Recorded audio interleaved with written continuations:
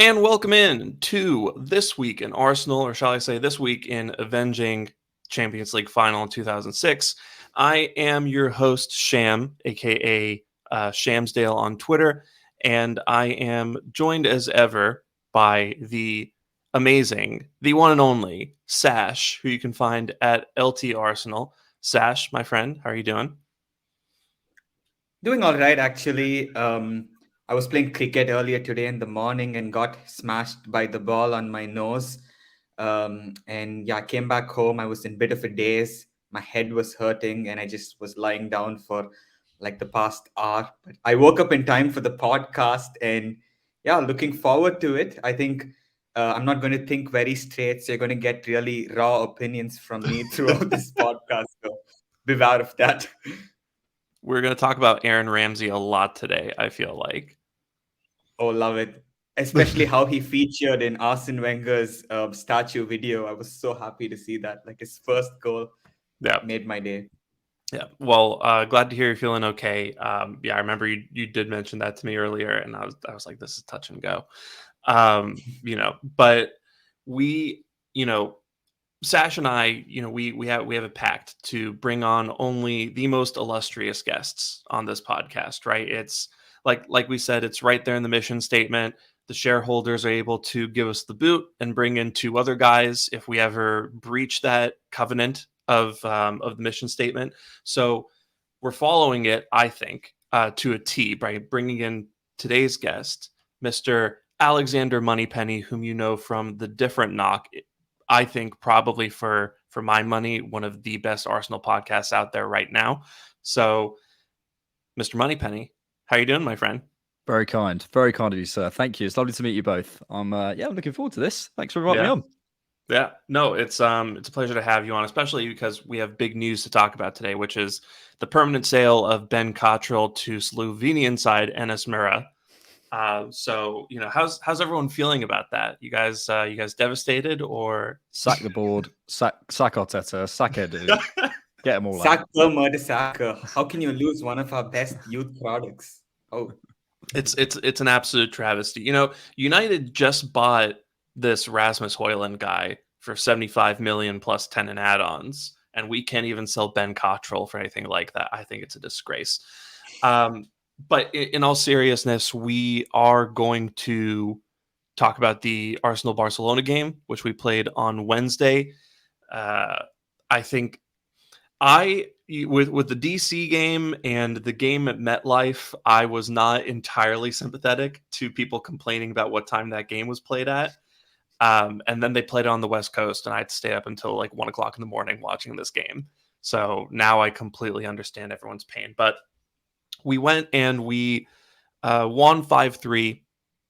Pretty intense game for a friendly, all things considered.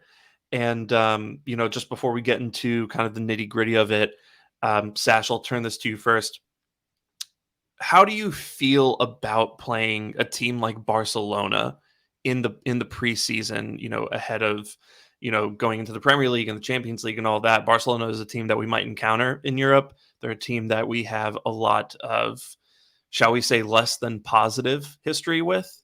So, what are your thoughts on playing them? Is it a good idea? And was that borne out by what we witnessed in LA?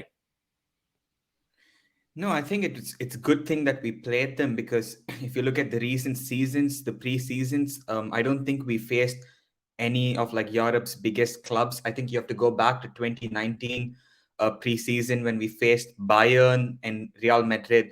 And ever since, obviously, we had COVID and whatnot. And last season, we faced Chelsea. But I think this test of facing a European giant like Barcelona is something new for all of our young players who have never really played in the Champions League.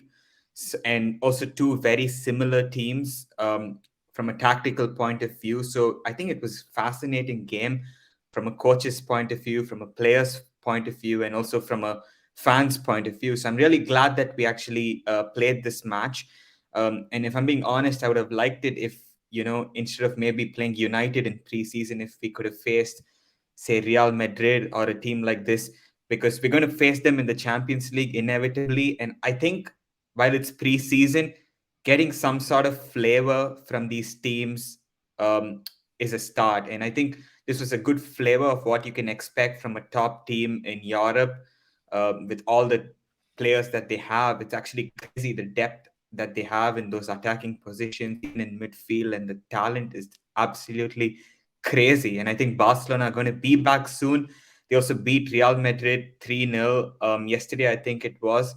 And yeah, they look like a force to be reckoned with. So to actually face them and pass this test with flying colors, I think it's a huge thing. And I think more than anything, the players can take a lot from this match going into the season. Yep, yep. I think that's right. But Alex, how do how do you feel about the prospect of playing a team like Barcelona in the preseason? Do you think it's an adequate indicator of where we are, a good litmus test of how we're doing ahead of preseason, or do you think, perhaps that level of competition, I guess the rivalry between the two teams, could prove to be more of a negative than a positive? Mm. Well, I think we have to take a little step back and consider how preseasons have changed. Probably 20 years ago, we might be rocking up at Boreham Wood with 11 water bottles and just saying go for it and smacking them 20-0 or whatever that buy-in score was the other day. But we have to start thinking about it differently because we're looking at marginal gains. In a world of buying dogs to try and lift the mood around the training ground and buying, and spending money on throwing coaches and all that sort of stuff. Everything can be a marginal gain, and the competition has never been higher. So I think we have to start thinking about preseasons really seriously. And I think that probably precipitates this conversation and probably why I imagine this conversation stemmed from sort of online fans discussing who we're facing in preseason, etc. It was never a problem, a while ago, but it's become one because of where we're at, which is a good thing. The only thing I'd say is I think Barcelona, I think that was their first preseason game, if I'm not mistaken, which I didn't know until the other day. I had no idea. What I'd probably say is I want to be facing you have, what is it, 5 games? What do we have? Let's ignore the Watford game. We have the Nuremberg game, the MLS game, the United game, Barca, Monaco, and then we're into the Community Shield, right? We want to be at it by the Community Shield. So that's 5 games. So realistically, you want to be playing top level competition as soon as possible to get you to the level. The only thing I'd complain about maybe, so in that sense, Barcelona are a great a test for that. But the only thing I'd complain about is possibly the physical level, because I felt in this game, this is from a more tactical perspective, we didn't necessarily need to press them too high and too hard. We were kind of, especially during the first half, pressing them a bit more zonally and winning the battles in the midfield. And I think we sort of knew we could. I think we knew we could step in the second line and smash them and get the ball back, which I wonder if Barcelona were 2-3 weeks further down their timeline, whether we'd have been able to do that. And I want to be basically facing the hardest possible opposition as soon as possible, as soon as it's feasible, once you're at the level. So yeah, I don't know. That's probably my only complaint, but I don't see any problem with facing high level opposition in preseason. I know people get upset about, well, you shouldn't play rivals, whatever. I just think that comes from an old idea of, it becoming less special or something. No, bring it on, mate. We want to be playing as many. I want to see us play Madrid and Bayern or whatever. Let's see where we're at. That's surely if we want to approach preseason in a new way, that has to be an approach that we have to consider. Yep. And I think for me, when we were playing United, I was definitely saying stuff like that, where it's like, oh, I don't know why we play rivals in preseason. I think these last 2 games presented a really interesting dichotomy for me, where against United, we were watching Lissandro Martinez, throw in these passion merchant tackles and, saying they're just kind of regretting every life decision I've ever made. Just because I was sitting there thinking we might lose someone to an ACL in a goddamn preseason game. But then, we went out against Barcelona, we looked really good, and we're, again, playing against high level competition. You had guys like, Lewandowski and Ansu Fati, and I think Balde might be turning into one of the best left backs in football. But yeah, at that point, I was feeling a little bit better about it, and I was kind of enjoying, again, quote unquote, like revenge against Barcelona, even though it was a preseason game. So yeah, I think all in all, you guys are both right in that it is important to play that level and to put yourself up against the best competition that there is as soon as possible in preseason. because I think the goal, right, is to kind of recreate mid-season conditions and kind of use that as a litmus test to, kind of establish where your team is and what you need to do to get to that level. So, yeah, And that was we really also interesting. saw the benefit of that last season, right? I mean, our first, the first half of last season, we lost one game and drew one with Newcastle, or maybe pre-World Cup. I don't think we lost a game or something. It was ridiculous levels of form, and we saw that going through the. I don't think you can trace the story of Arsenal's season last season, and actually officially on Arsenal's account they don't. They go back right to pre-season on that sort of season review thing. You can't trace the story of that season without looking at pre-season, without looking at that Chelsea game, without looking at that Sevilla game. That was an important thing to get us up to that level. Now we have to be careful with, physically sort of conditioning the players to a point where, they are ready to go at that level. And that's, I don't think you should expect that from minute one, day one. But these are very, very fit individuals who understand that they have a very, very short career. So I think the days of sort of, going away for 3 months on your summer holidays and getting fat and drinking 12 pints a day, I just don't think exist anymore. These guys want to be playing 60, 70 games. The very best in the world, as Arteta says about Saka, want to be playing 60, 70 games a season, knocking on the door saying, when am I next playing? When am I next playing? So they need the break. They need to be monitored. But it's also, we're in a squad game as well. We're not in a first 11. We're not in the first 11 world anymore. We're dealing with squads. We're dealing with players who should and can be rotated out. I think part of the reason Ben White sort of faltered a little bit last season was because he didn't have ample backup. Now he does. So we have one of the biggest squads in the league at this point. So let's use it and let's get us to the level. Yeah. Alex made a really good point that actually on Saka, and I remember Arteta actually saying last season when fans were complaining when Saka was starting in the Europa League matches and were like, "Don't start him, save him up for the Premier League." And Arteta made this really good point that if we make our players get used to playing just in one competition, what's going to happen when we're going to be in the Champions League? And if we want to start winning the cup competitions, we're going to need Saka, Martinelli, and players like this playing week in, week out. Now, obviously, you don't want to like destroy them by overplaying them and playing them 90 minutes every single week. And as you mentioned, that's why the squad is important. But I think also that the way we view our players needs to change this season because, like, being honest, we need to win the Premier League. We need to win the Champions League. I think this is the objective. And to do that, you want your best players playing. So, yeah, I think the way we view our players needs to change. We cannot protect them too much, and they need to go out there and play week in, week out, ensure that they can play 2 games every 7 days and come out on top. And this is what I think can make or break a player personally. Yeah, for sure. And speaking of, the squad and not really having a first 11 anymore, I think one player in this team who really exemplifies that is Leandro Trossard, who, I think definitely earned his man of the match award against Barcelona. He had 2 goals, always looked really lively. Definitely, this preseason has been very much knocking on the door of being, again, I want to avoid the language of saying regular starter, but I'll say someone who deserves a lot of minutes over the course of the season.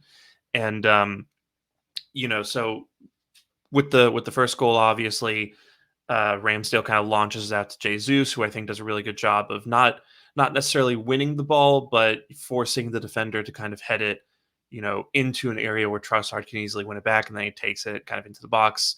Nice shot into the far corner, and then just a really, honestly, mind-bending kind of volley for that second goal. I still, can't really work out how he moved his legs in that manner, but yeah, I think he's phenomenal, and he's a guy who, we saw him play at the false 9 position near the end of last season. We have seen him play left wing this season, or this preseason. He's featured a lot at the left 8 role as well.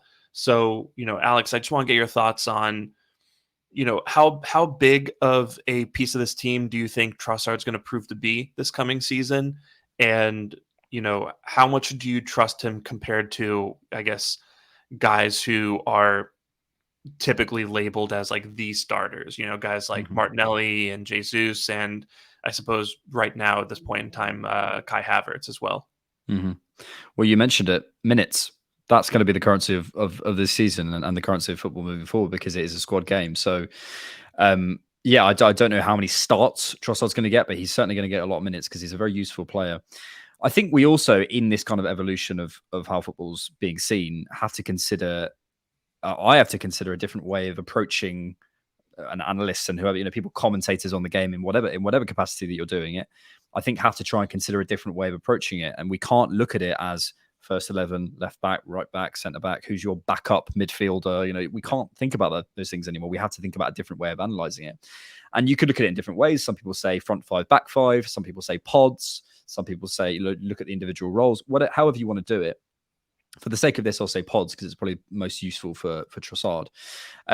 I think he could basically play in any of that sort of left-hand side pod. He could be your left winger, and these are all, I'm doing air quotes for those who can't see this. A left winger, he could be your left 8, and he could be your false 9 who shifts to the left. Now, in this kind of fluid, flexible formation that we have in that front 5, I think he could spend minutes in any one of those, and he could be someone who, let's say your 3 on the left, let's call it that, including the centre forward, are Jesus, Havertz, and Trossard. I think that could be a really, really good and a nice balanced pod, because you have Havertz who can go on the outside, Trossard who can go on the outside, and Jesus who can go on the outside. Now, none of those guys are probably what you'd want to call touchline wingers in the way like a Martinelli is probably most comfortable in sort of lane 5 or lane 1. But they are guys who can, in the course of a game, go out there and allow someone else to come inside. They're all comfortable in there. All of them are comfortable in the sort of pocket, probably Jesus least so, but Jesus is probably most comfortable centrally out of those 3. So you create a dynamic where you have a real balance. You have running power in Havertz, who's a lot quicker than people give him credit for. You have the combination play with Trossard that can be useful both on the wing and centrally, and you have that ability to come in and out from each other. Then that creates a situation where, okay, that pod can be Smith Rowe, Vieira, Trossard, Martinelli, Jesus, and Nketiah. I'm probably forgetting some Havertz, and finding the best combinations for that, because it's all going to be about balance. I think the big thing that we forget about sometimes is we'll change something in our 11. We'll go, well, Timber's going to be the right back now. And you go, okay, but what does that mean for Saka? What does that mean for the spaces that someone else occupies? What does that mean for Partey's role in the team? And if you go, okay, actually, yeah, Timber is going to be occupying Partey's spaces. Okay, we'll take Partey out, put someone else in. What does that mean? It's a symbiotic thing. So you have to start considering it in terms of, that maybe you could just try and do the whole team, but you can, I think, try and think about it in pods and go, right, so that left pod, what is a balanced pod? I think, personally, Havertz, Martinelli, and Jesus can work. Mm-hmm. I'm less convinced about it because I'm not sure how much close combination you have in there. Can work. I'm open to it working. Let's see. But like a Trossard, Martinelli, Jesus thing is really interesting to me. Trossard, Havertz, Jesus is interesting to me. Plays a different way, makes more sense. Smith Rowe, Trossard, Jesus, is that too much close combination? Don't know, but all of them are comfortable in those areas. So, well, let's see. But the important part is we have a number of different ways of approaching it, and Trossard is definitely going to be a part of that. Yeah, and I think the pod, the pod way of looking at it in terms of, just remembering the relationship between players on the pitch and remembering kind of the combinations and how things work, and how players kind of combine with each other. I think that's really important, because over the course of the season, we are maybe once or twice going to see Arteta making wholesale changes to the team, right? And we're talking like early stages of like the FA Cup or the whatever. Is it still the Carabao Cup? Whatever it's called. That one. Right. So, if we're playing some team in, League 2, then yeah, we'll roll out like 8 different players from from a typical lineup. But, in the Champions League, in the Premier League, when, we're playing, like Sash said, 2 matches every 7 days, we're going to have to rotate, but we're not going to make that many changes, right? We're just going to, maybe change one player here, change one player there. And we have to, or I guess not we, but Arteta has to be mindful of who he's putting out together on the pitch, right? So I think that discussion about the combinations is really important. And I do agree that I think we saw a little bit more out of, Trossard and Havertz and Jesus than we did out of, Jesus, Martinelli, and Havertz. I do think Smith Rowe, again, I think that's a really good shout. because that's someone who looked really sharp over the last two appearances that he's had, and I think he has enough of a similar profile, especially to Trossard, maybe a little bit to Havertz as well, where he can come in and kind of play a similar role to them, or even just jibe well with them on the pitch and kind of understand what they're doing and knows where to be when they're in certain situations and things of that nature. So, yeah, I think that's a really smart way to look at it. Sash, what are your thoughts? Yeah, no, I completely agree with both of you on this. And on the point Alex made about Martinelli and Havertz potentially having like an issue maybe when they're together in, I guess, in close isolation with each other on that side of the pitch. I'm interested to see how it works out because I think Trossard is a player who works well with almost anyone, basically. And I think he showed it from the first day he came to this club that he just seemed really at ease playing with everyone. He was on the same wavelength as everyone. I still remember this performance he gave away to Leicester, where he was playing as the false nine, and he was immense in that game, and that was like his first start where he was playing down the middle, being tasked with linking everything up. And for him to do that on his first like start at center forward for Arsenal, I think it showed you like how good his associative play is. I think he makes people around him better, and somehow players are always able to like have a feel of where he is on the pitch. He's always available. And he might not be physical, but I think he's really intelligent the way he moves into certain spaces. And wow, what a player! What a signing for like 25 million or something. Absolute steal. I think it's one of the most underrated signings we've made recently. And Sham, you spoke about us potentially throwing in many players uh, at one go, maybe in the FA Cup or the Carabao Cup. And I think for games like this, you need players with really good associative qualities, players that can thrive even when the chemistry is maybe 100%.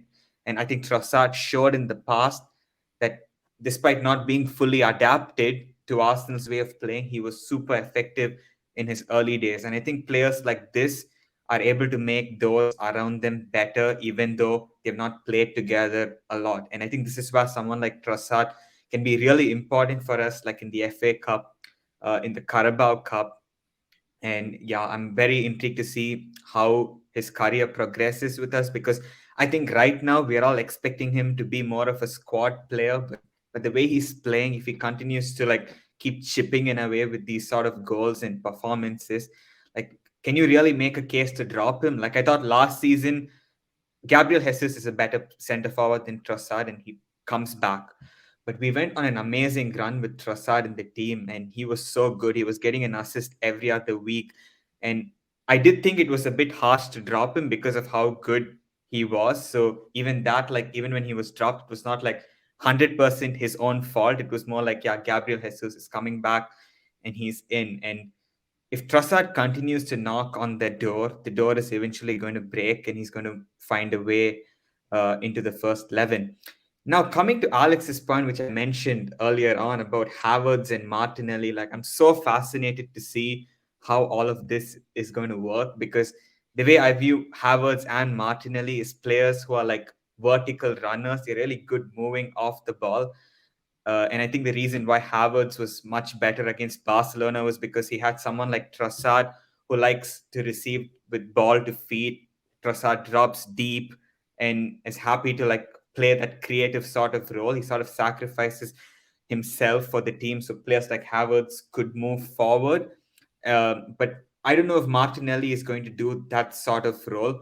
I think in some ways Havertz and Martinelli might come in each other's way when they're playing on that side. So I'm intrigued to see what this could mean for either Havertz or Martinelli.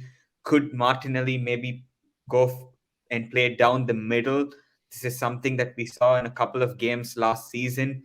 So I'm very interested to see how this all ends up. And as Alex mentioned, I don't think we can view the squad as, oh, we have this many left wingers, this many center forwards, this many right wingers, and things like this.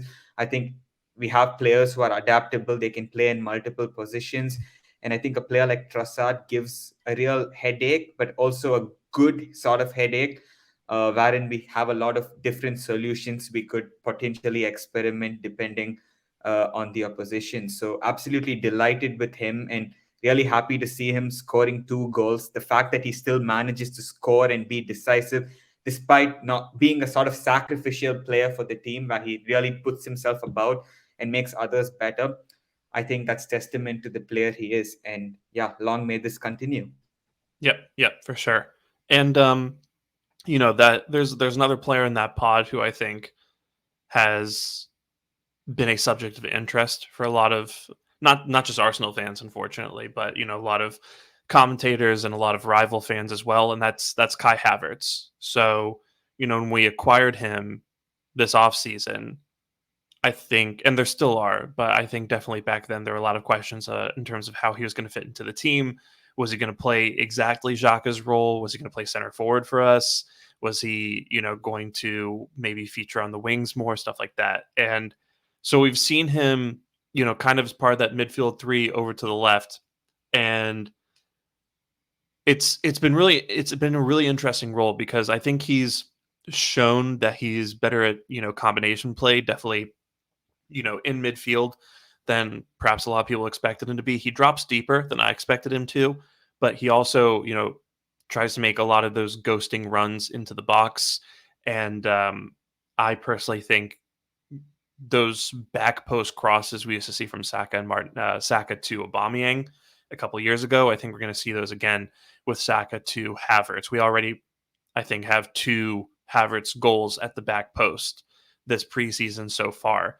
So, Sash, I guess I want to get your thoughts because when Havertz first kind of came into the team for the MLS All Star Skills Challenge, right? He missed every single volley in that cross and volley challenge, and I think a lot of people kind of used that as a stick to beat him with before he then went and scored He against still won the the MLS. challenge.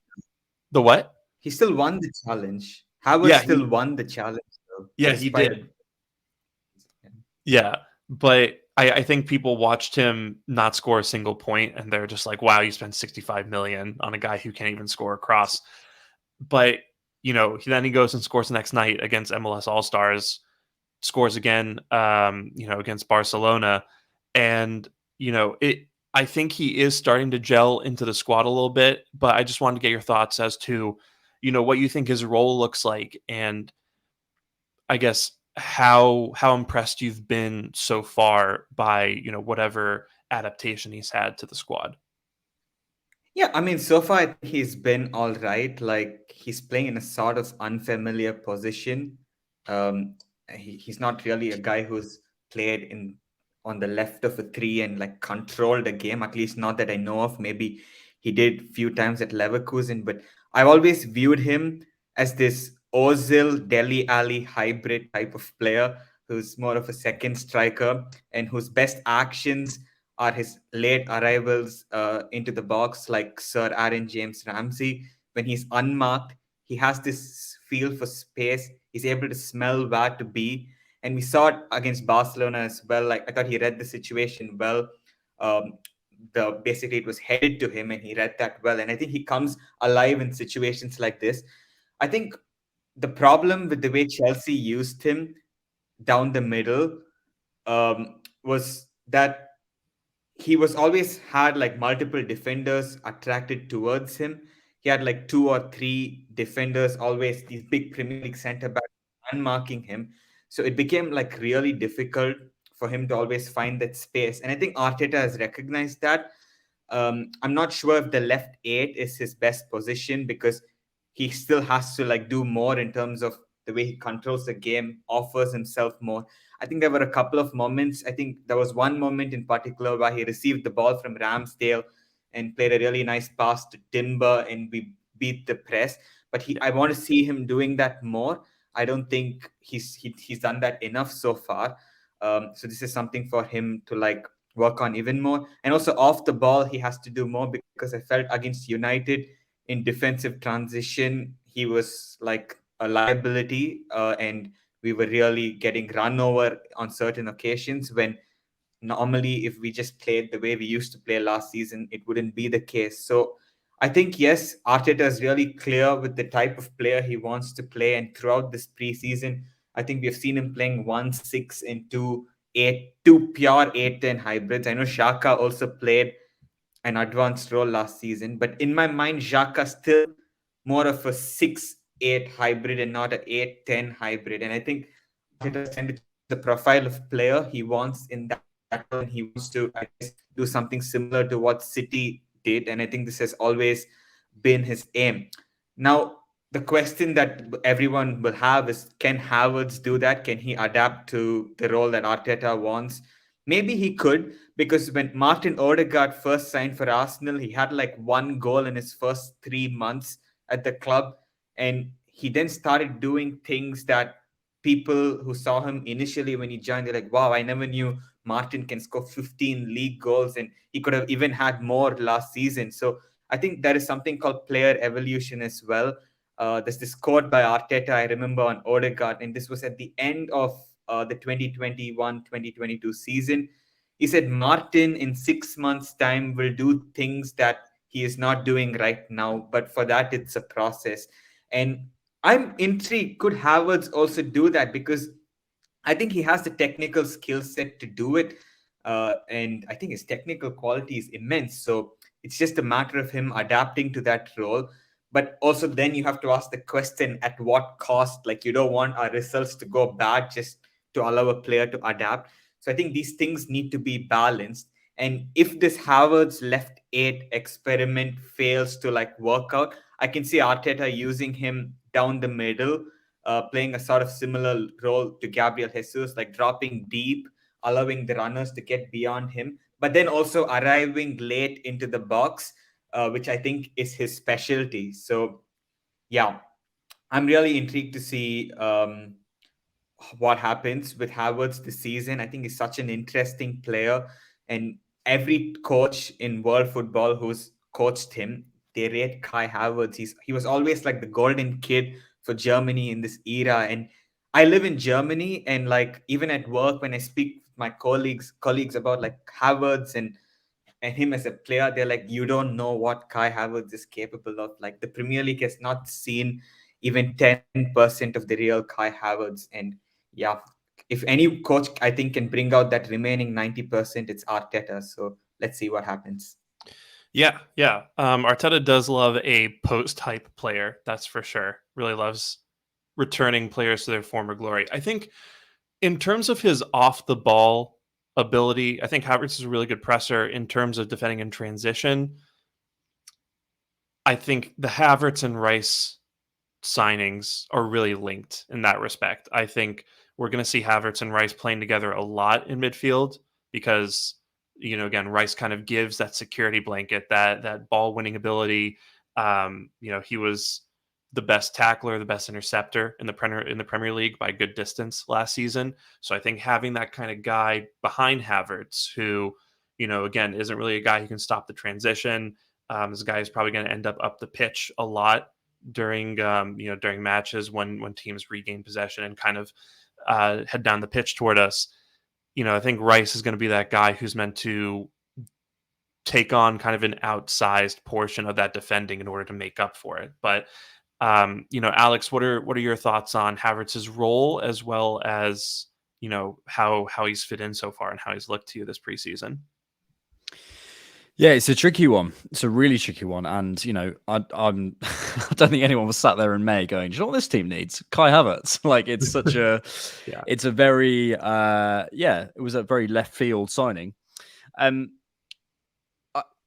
broadly agree with what Sash was saying, and I think one thing I want to pick out was the idea around like how he controls a game in kind of the second phase, let's call it. Once we've sort of broken the build up, is he someone who's going to show ball to feet and sort of link play in the midfield and be that sort of cute player? No, he isn't. I think he's a runner, and you look at his running stats. And you see someone who I've said that Havertz is a rewatch player. He's someone that you have to go and watch him a second time and go, right, he made that run, he made that action early, he created that space for that player to transition into.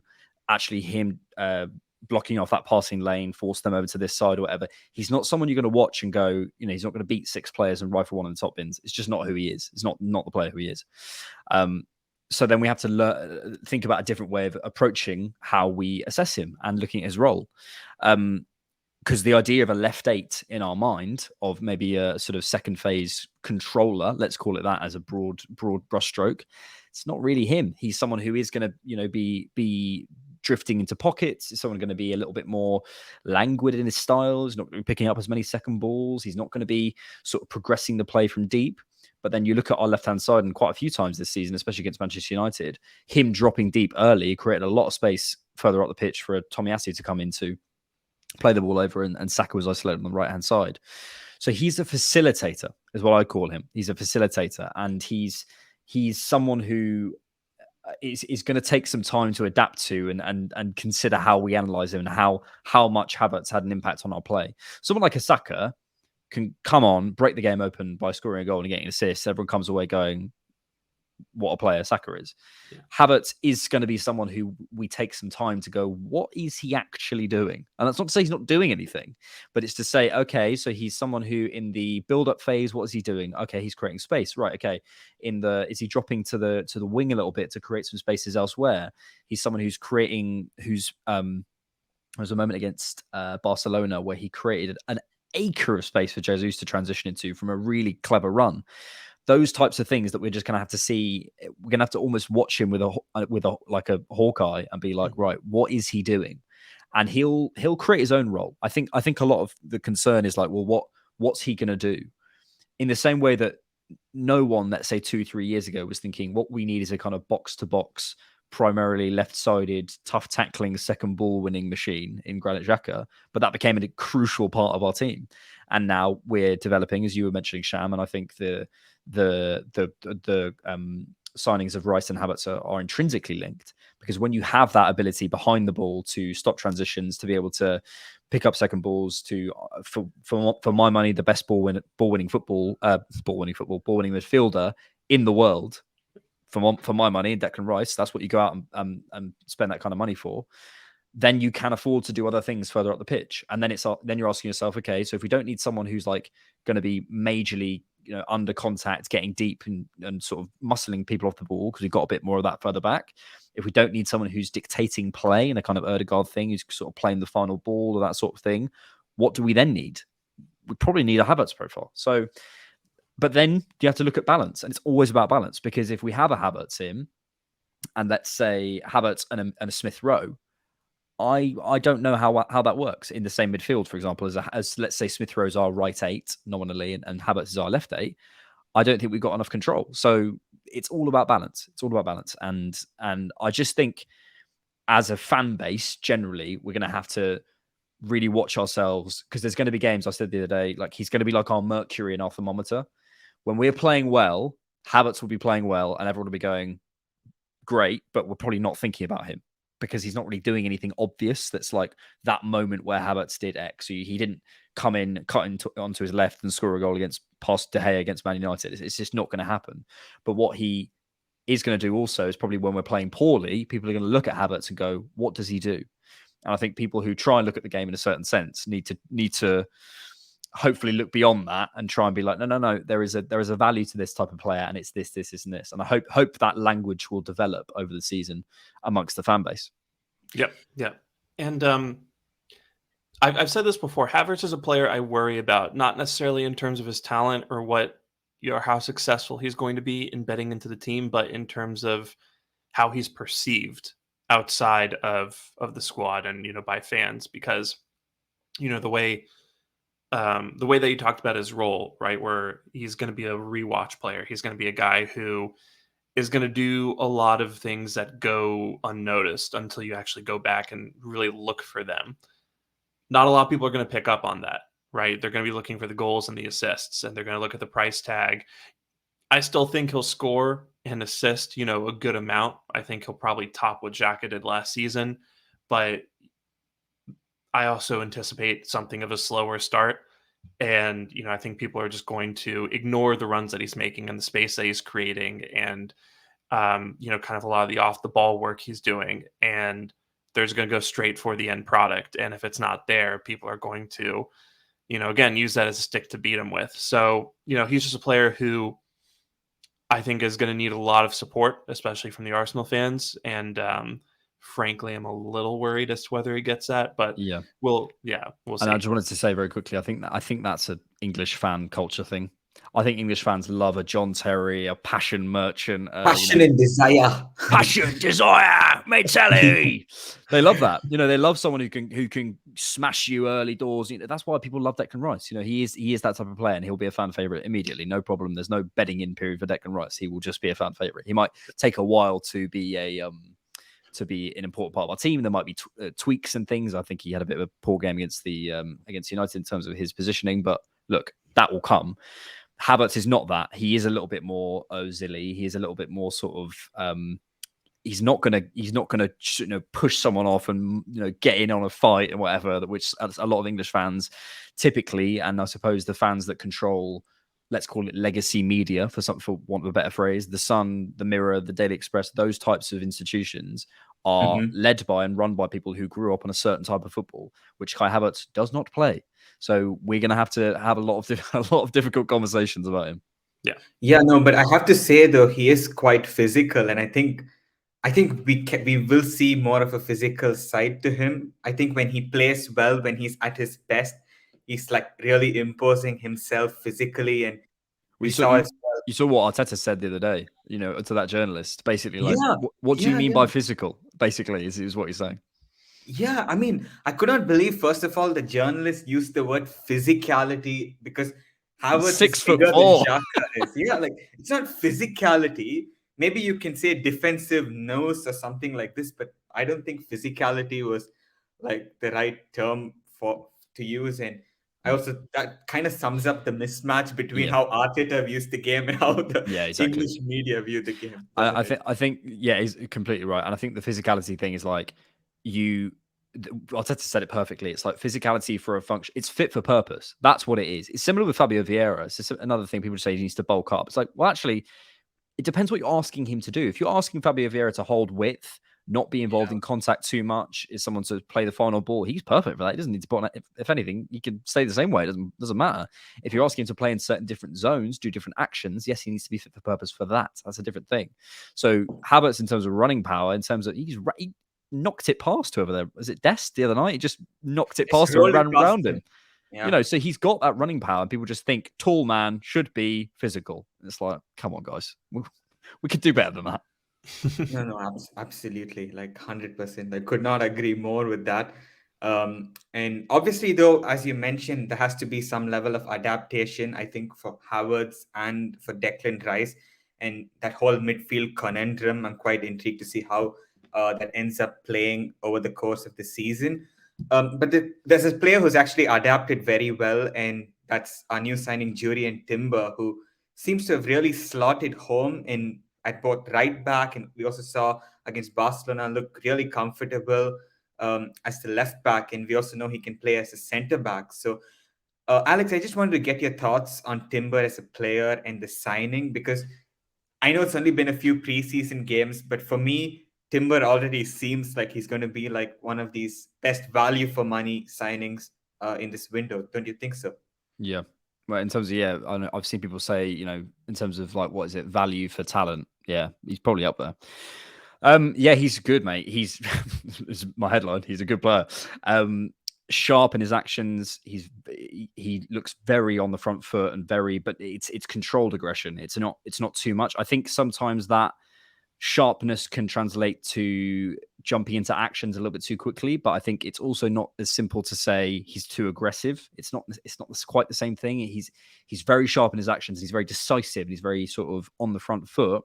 And I think over time, as he's sort of adapting to the system, he can learn. But I don't think he's had his best game at left back. I think that's more of a system thing, to be honest, because I think we were looking to play in a different way. And he, I think I saw an article saying something like, he didn't come in field. It's like, well, yeah, there's something called instructions. Like maybe he wasn't asked to. And I think Arteta might have told him if he wanted something different. I feel like Arteta might be that kind of guy. So yeah, look.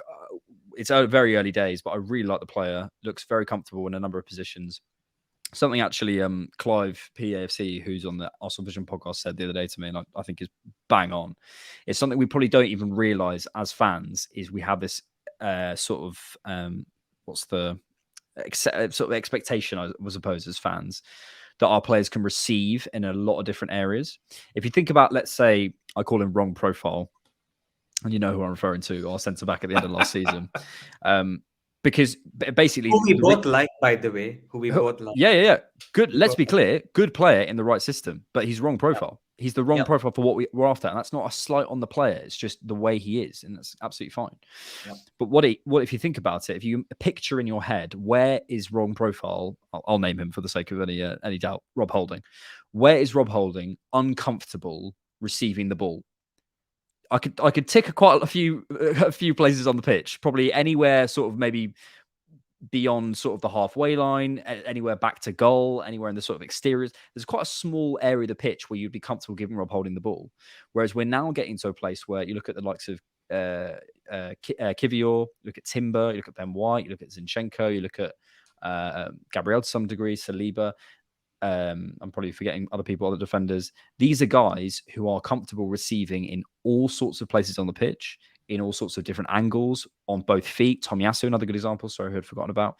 Players who you trust to go. They may not be the best in that zone. Let's say, you stick Timber in like the left half space.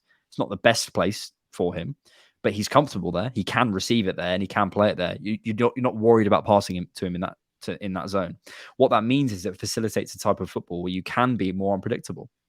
We've started to see, not only in terms of the positional rotations of that sort of thing, but the different approach. Arteta spoke about it. He said A1, A2, A3. It's not plan A, plan B, and plan C. It's A1, A2, A3. If you go back to the Etihad game last season, their first goal, as much as Man City put together all this beautiful, intricate play, their first goal was John Stones whacking up to Haaland, who knocks off to De Bruyne, who runs forward and scores. It's that simple. Sometimes you play differently. And I think players like Timber allow you the positional versatility, the tactical flexibility to play in a number of different ways because he's comfortable receiving different angles, comfortable receiving different places, and comfortable playing in different ways. And he's more of a carrier, I'd say. But stick him on in a certain game, we need ball carrying, and we're away. So we're just adding to this arsenal of ways that we can play. Thanks for the pity laugh, Sham. You sound like Declan Rice right now. God. I've got thoughts on that. But yeah, there's different ways that you can play with these guys because they facilitate that. And Timber's just another guy who is just comfortable in so many positions, playing so many different ways, and has a level of talent that, as we were talking about earlier, doesn't fit his price tag because he's top. Sash, you're on mute. Peak lockdown. No, I could not agree with you more with your points, especially I think we're going to be playing in a number of different ways this season.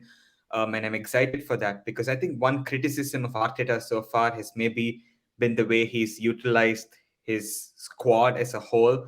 And now that he has more options, I also think that means different styles of playing, but also not losing what you already have when there's one or two injuries. And I think Timber exemplifies that, plays as a right back, can play as a left back. I know he was not phenomenal against Barcelona, but I think he showed some moments where I felt he could be decent in that role as well. And of course, he can play as a centre back. And yeah, much as both of us like Rob Holding, I think we can say that he was, I think, a big factor why we ended up losing last season. I think that injury to Saliba just took a lot of things. And I really like how constructive you were about it. A lot of fans just abuse Holding. He's not going to turn into the most athletic defender who can receive anywhere on the pitch. He's Rob Holding. He's only giving his best, and he's trying to do what the manager, who by the way gave him a contract, asked him to do. And yeah, he didn't do it great. He's improved a lot, by the way, Rob Holding. Yeah. Well, that's I was getting more mad at Arteta at the end of last season. Yeah, same. Because I understand rolling him out the first couple times, right? He's the next guy in the depth chart, but it was pretty clear that he couldn't play. I'm not even going to say that he couldn't play the role, but he couldn't play the role to a title-winning level, right? Which is what we needed. So I think that was pretty clear. And Holding was just trying to do what he was being asked to do, and he just didn't have the traits to make it happen. Which that's but not entire. Yeah. What frustrated me, and maybe is what frustrated you, is the fact that if you're willing to change it, Why didn't you do it earlier? And maybe he had his Yeah. mind changed, Yeah. but we went through that whole period, those 3 draws, or wherever it was, with Holding at centre back, and again, it's just like if you believe, so you think Kivior wasn't ready 3 games ago, and now he is. Like, what's changed? Like, and look, we're dealing with a very minor and micro decision, because that's what was the difference potentially in us and losing and winning the title. So of course we're hyper focusing on it, but this is the thing: we're now adding in profiles who can mean we don't have to make those types of calls. Yep. Exactly. Yep. And Sham, what are your thoughts? I don't want to speak more about Rob Holding because I will get very emotional. But Sham, I want to ask you about Timber as well. Um, is he the best value for money signing this summer? And what do you have to add based on what Alex said? Yeah, I mean, we had Rohan on the pod a couple weeks ago, and he basically said that Timber was, in terms of efficiency of spend, probably one of the best signings of the summer. And I don't think I've seen anything really that makes me want to dispute that. Um, for the third time, I'll say I've never seen so many 99s on an FB ref profile. But also, he's a really imposing guy. I saw him in person in DC, and he's not, I don't think he's 6 feet, but like, just he has a really like strong build. He doesn't look like a guy you want to get into a tackle with, and he snaps into his challenges really well. What I liked against Barcelona was he had a tendency to just take the ball and drive a couple times, which is really nice. I think obviously he was someone else. He was someone who could also, combine and kind of play these really nice passes, but just that tendency to get the ball and then go past the man in front of him was really useful a few times as well. I just think he's a really great player, and he's proving that he can play basically across the line. We've seen it at right back, we've seen it at left back. He played center back for Ajax. So yeah, I've been really, really impressed by him. And honestly, he's one of those guys who, how do I put this? He almost makes me worry about other players in the team in terms of how much they're going to feature as well, particularly Ben White. But we don't know, what that minutes division is going to look like.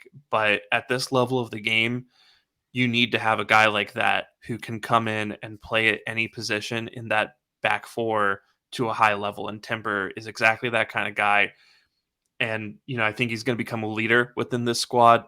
I think he, is already very genuinely happy to be here, which, this might sound soft factory, but I think that's going to make him a more useful player for us.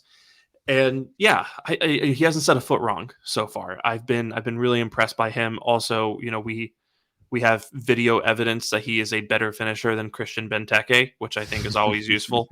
So yeah, I like him a lot. I'm looking forward to seeing the role that he plays in this team, and the great things that I'm pretty convinced at this point that he's going to do for us. Yeah, could not agree more. And like the competition for places, I love it. People are debating, should we start Ben White or Timber at right back, where a few seasons ago it was, do we start Cedric or Chambers or Maitland Niles? So I think we've come quite far. And sometimes when we have some bad moments, it's always worth going back to how things were a couple of years ago when the situation was so different. So yeah, that's, I think, for me, the biggest thing. A week ago, I was in Philadelphia for the summer series, and I watched Brentford against Fulham, and then I watched Aston Villa against Newcastle. So over the course of those 4 hours, I saw Bernd Leno, I saw Willian, I saw Callum Chambers, I Oh, saw God. Unai Emery on the touchline.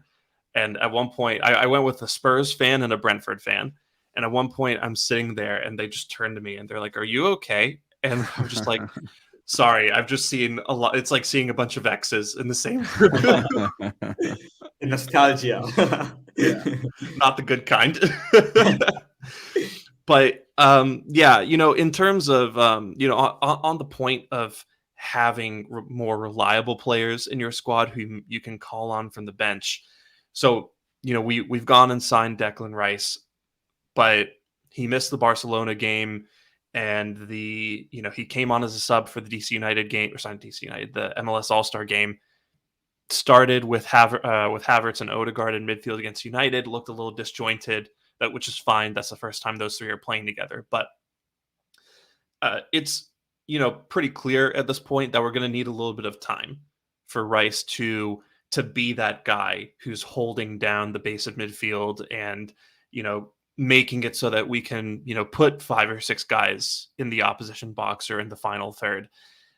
So to that end, there's kind of been discussion of what we're going to do with Thomas Partey, and there's been rumors of Saudi clubs being interested in him. There's been, I think, Juventus at one point was linked to him as well. So, it looked like he might leave. And with Rice, again, needing a little bit more time to bed in, we played Partey against Barcelona. And he looked great. I think he was one of the best players on the pitch. So, I guess the question here that I'm asking, and Sash, I'll pitch this to you first. Do you think Partey still has a big role to play in this squad as we get Rice settled in, and even if Rice were to become, in quotations, the starter, do you still think Partey is a useful player to have around? Oh, 100%. Like, I know Thomas Partey had a few poor games towards the end of last season, like his moment against West Ham, which gives them the penalty. He was not amazing against Southampton either in the following game, and then City. So there was a lot of criticism around Partey, but you can't forget what he gave to us before. Like, he was a huge factor as to why we were first going into April last season. And I was really uncomfortable firstly with letting Xhaka go. Like, you can call me a coward or whatnot, but like, I just wanted to keep Xhaka. I was like, yeah, I'll sign Declan Rice, but keep what you already have, keep what has got you to like 84 points and build on that. It's a shame we lost Xhaka, but I think that was more down to the player than the club itself. And then Thomas Partey, like, I was really uncomfortable with the idea of Arsenal selling him this summer. Even if we brought in Caicedo, I think the role that Thomas Partey plays is not something even Caicedo can just pick up overnight and play just like that. Like, I know he does a good job with Brighton under De Zerbi, who's one of the best build-up coaches in world football. But I still think coming to Arsenal is a massive step up. And if you have Caicedo and Rice, as much as all of us wanted them both, I think they're two players that need huge adaptation. It's the first time they're playing at a big club. It'll be the first time they're both playing Champions League. And I think both of them adapting together, they're really good players. So I think eventually they do adapt and they do thrive. But I think in the short term, that has big consequences. And I think keeping Thomas Partey allows Arsenal to be a little bit more stable. Like, I know we lost Xhaka, but I still think, yeah, one of Rice or Havertz can quite comfortably plug that gap. Like, after a few games, I'm quite confident about that. But then losing both, it's a huge headache for Arteta to just solve that in the first few weeks. And we don't want to throw another season like and lose all competitions and saying we have to, like, I don't know, adapt, get these players playing and build. I think this season we should try to build on what we did last season and go one step further. So you keep Thomas Partey there. Maybe Arteta has a different idea. Maybe it's to play the same midfield he played against United, Rice, Havertz, Odegaard. But maybe that's not something that's implemented in week one. It's something that can be implemented maybe over the course of the season. Like, Declan Rice has never played under a JDP coach in his life. Like, he's played under the most Brexiter of coaches in world football. Where, like, his role is to win the ball and just he has a very simple role in both England and West Ham, I would say. But I think the way Arsenal play is very different. And if he's to play as the lone six, for example, he has to refine his game a lot. Alex touched on the fact that he was positionally a bit suspect on a few occasions against United, but that's something that can be ironed out over time. And it's also, I think, every number 6 who came to the Premier League had these issues, whether it was Fabinho, who took like 6 to 7 months to like adapt. Even Rodri in his first season wasn't super convincing, I thought. And I think one of the habits that some of these players who never played the lone 6 role before is that they tend to move a lot, whereas as Pep says, it's like stay in your position, the ball will come to you. And I think Declan Rice also maybe was moving quite a bit, getting a bit flustered with the whole build up. But I think Thomas Partey, who by the way also had initial struggles to adapt to this role, I think he's adapted now.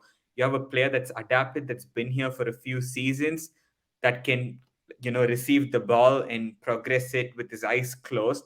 Having a player like this is hugely beneficial because it allows us to bed in Declan Rice. Declan Rice can for now play as the number 8, maybe like the role that Shaka used to play if it comes down to it. And he has more freedom to like express himself, to carry the ball, and lesser reliance on him being the guy that stays and is in charge of the build-up. But as time progresses, Declan Rice can evolve himself into someone that also plays as a number 6, and eventually he could replace Thomas Partey. But I think all of this is a process, and I think having Thomas Partey that enables Arteta to implement his vision without losing a lot in the short term. So yeah, this is the way I would look at it. I'm curious if you also see it the same way. Yeah, I think you make a really good point about how long it takes for players to acclimate to playing as that lone 6, right? You talked about Rodri, um, and I think Party even in his prime needed a little over a year to actually get comfortable playing that role. He had Xhaka next to him the first season that he was at Arsenal. So and also, even last season, he still had Xhaka kind of dropping back a little bit and helping out with that kind of work. But yeah, I think Rice is coming again from a system that is nothing like the way we play. David Moyes wasn't exactly a big JDP guy, so it's going to take a while for him to learn what Arteta wants, to learn the ins and outs of playing in that 6 role where you're covering so much space and you're defending in transition, you're making all these tackles and interceptions and winning second balls, a lot of which he's already excellent at. But it's that second part where you need to be kind of one of the main fulcrums, especially in the first and second phase, where you're getting the ball up the pitch, you're distributing. He has a really good switch in him, but I wouldn't say he's the most incisive passer outside of that. So yeah, there's a lot that he's going to have to learn, and it's going to take him some time. Even if he is, I'll make this bet with you, Alex, for my money. One of the best ball winners and defensive midfielders in the world. So yeah, it's going to take him a second, and I don't begrudge him that at all. I think the price tag is going to be worth it in the end. But until that point, we have Thomas Partey, a guy who at this point is, very much, um, just a longtime student of Mikel Arteta's at this point, and has been playing in this role for years, understands what it takes, and can play it at a high level, and he showed it again against Barcelona. Like I said, he was one of the best players on the pitch. He was doing that thing where he kind of like steps out of opposing challenges. He was getting the ball of the pitch. He looked silky as usual. He looked like mid-season Thomas Partey right before he inevitably gets injured. So that's the part that necessitates Rice, which is, Partey's just not a guy who can play 40, 50, maybe even 60 matches a season. So hopefully Rice acclimates before that point, and then we can start to kind of do that transition to, a system that's more based on Rice playing as a 6th than Partey. But yeah, I'm glad that we can call on a guy like Rice, or sorry, not Rice, Partey in the meantime, and we'll see what happens. They're both really excellent players, and having them both in the team is just going to make us better. But Alex, what are your thoughts on Partey kind of looking like he's going to feature in the outside of the season, and what his role might be even after Rice kind of ascends and takes that throne from him. Yeah, I broadly agree with what both you guys have been saying. The only thing I'll add is I think a lot of times last season we found ourselves in it was plan A or bust, and we didn't really have other ways of playing. And I think to be able to next season go right, Declan just play that box to box role that Xhaka did, which is basically what he did for West Ham last season, pretty much. Certainly in terms of the zones, not in terms of the instructions.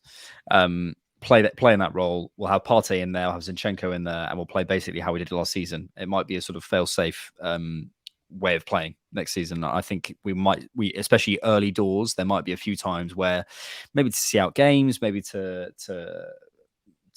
approach things differently. As much as I do see the evolution of the team with Havertz and Rice at the 6, and I see I see a different future. I think sometimes it's nice to be like, well, we know what that is, and let's go with that today, and then we can, as time moves on, as the players understand things, as you guys are referring to, the acclimation period ends, we can start to move on to the more exciting double eights, whatever you want to call it. Yeah, no, could not agree more. I'm quite excited to see how that is implemented eventually. And is there going to be this one game where like it just clicks and we're like, that's the day where the way we playing is completely changed? Or is it going to be something that's more gradual?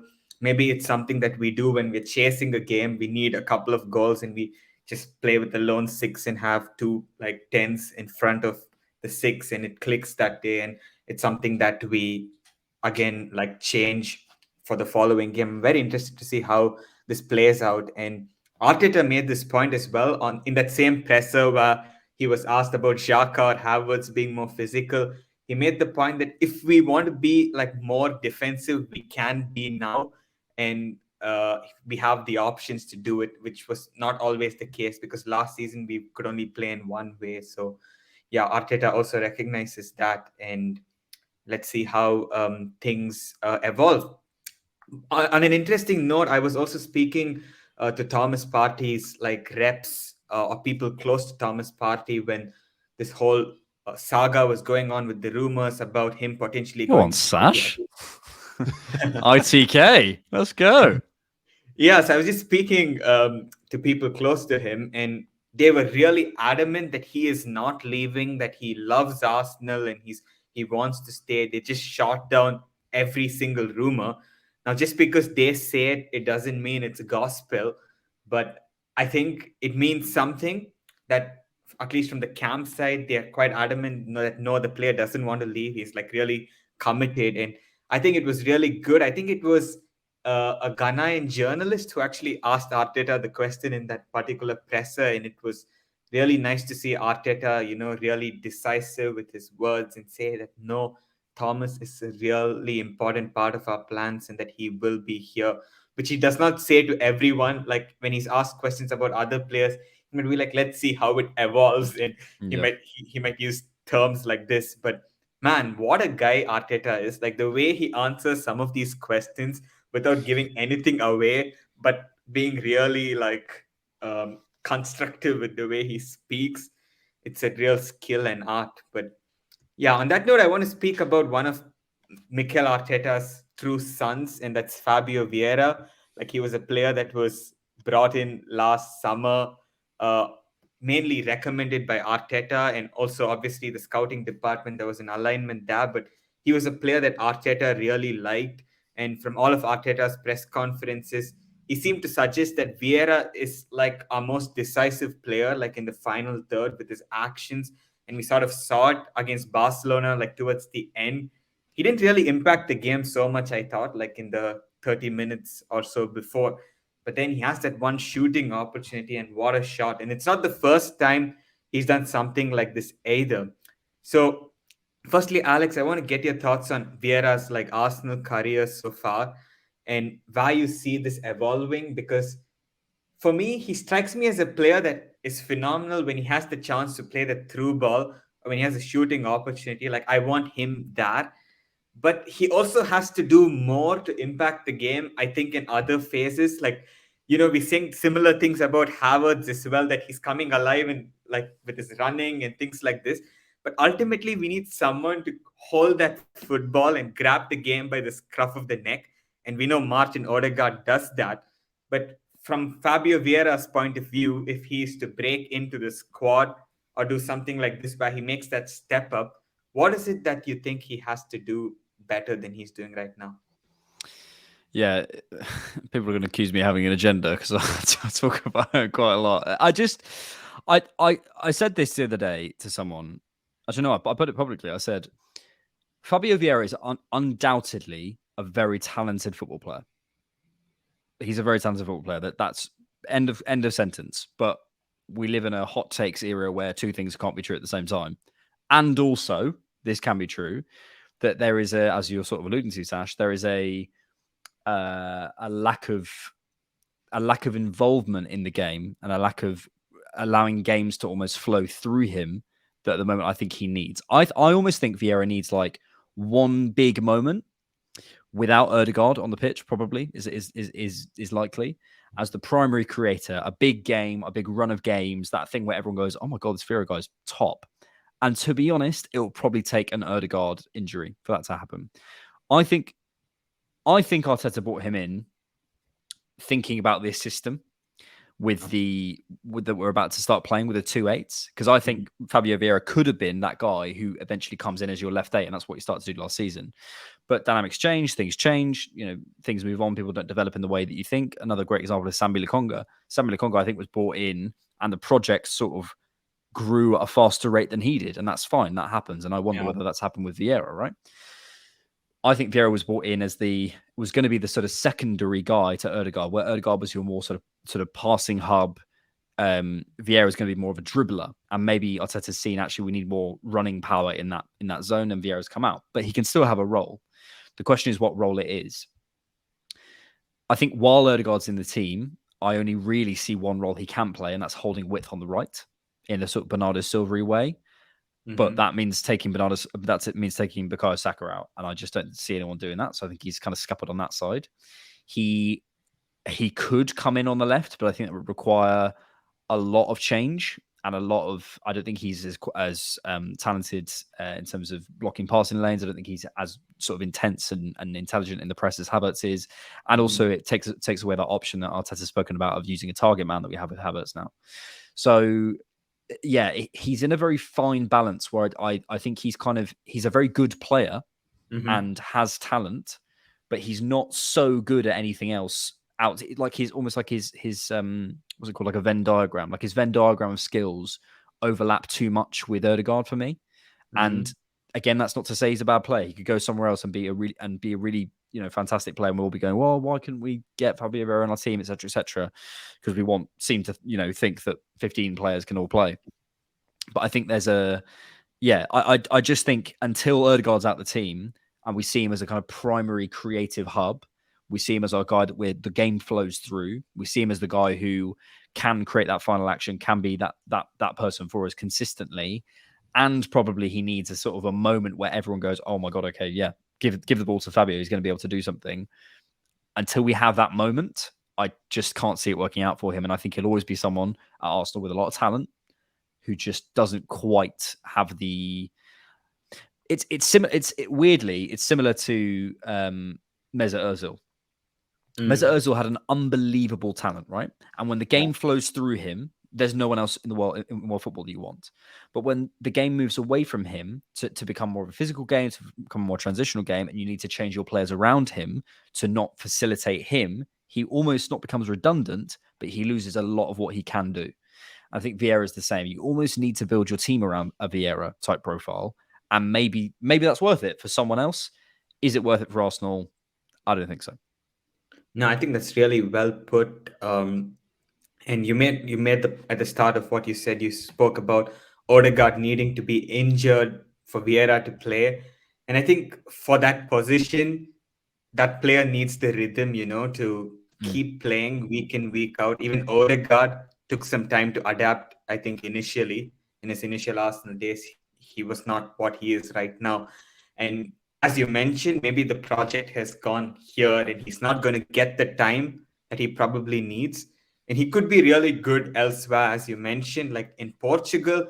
He put up really impressive numbers, and he's hardly played football. I think he's only played like 40 or 45 games at the top flight of football. He's really inexperienced despite not being super young.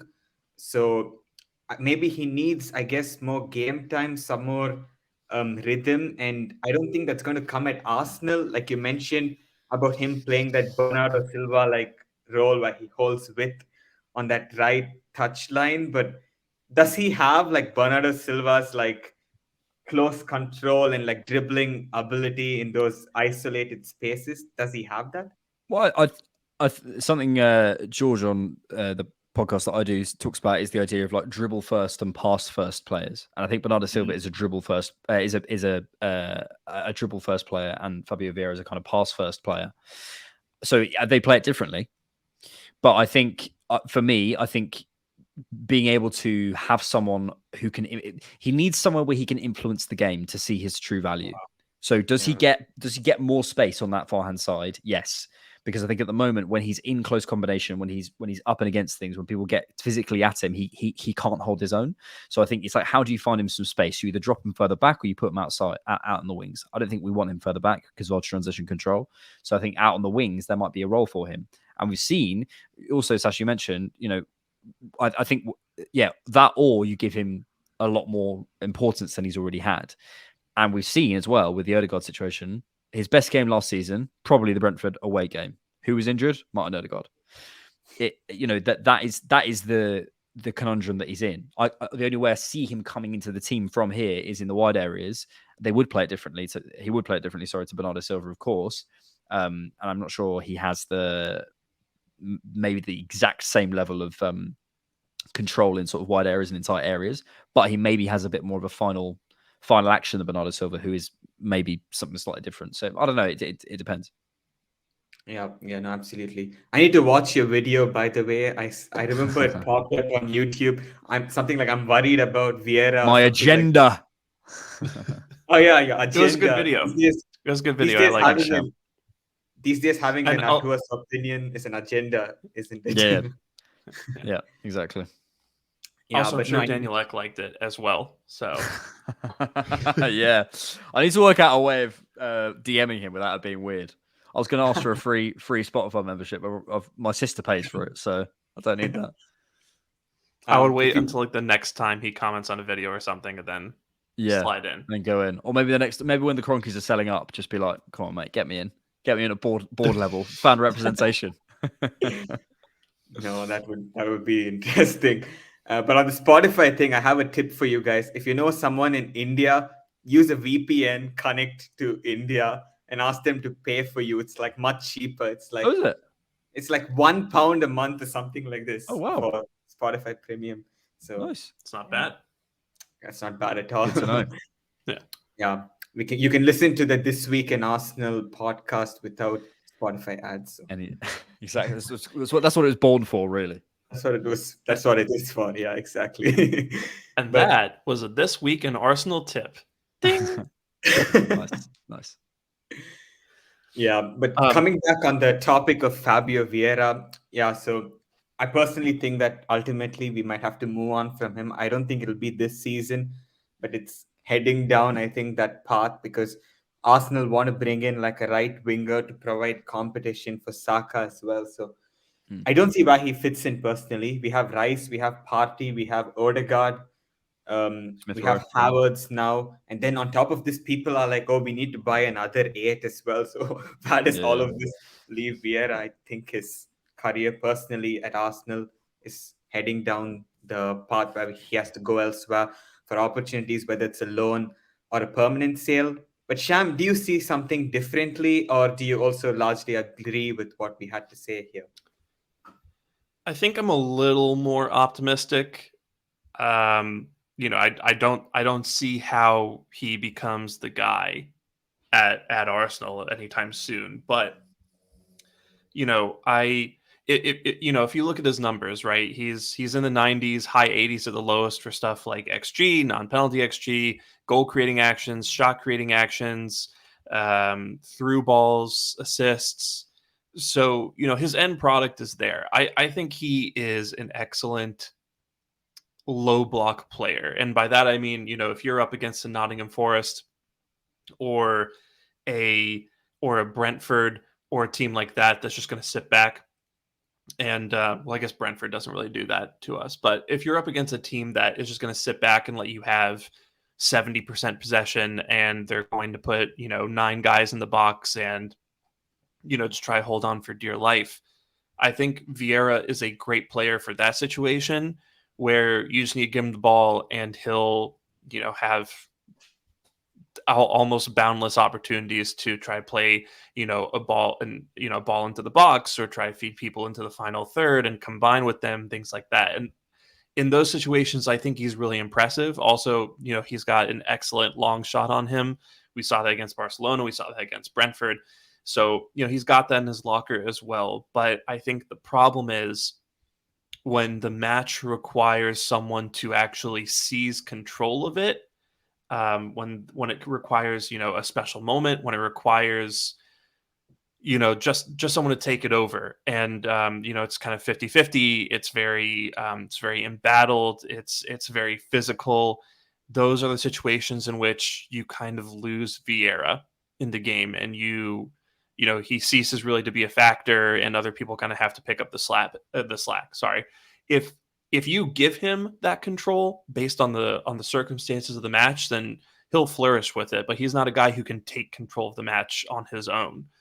And I think that ultimately is going to prove to either kind of condemn him to being more of a rotation option, a guy who comes off the bench, or it's going to eventually require him to leave in search of more first team football. So, I like him a lot, and I think he's a really talented player.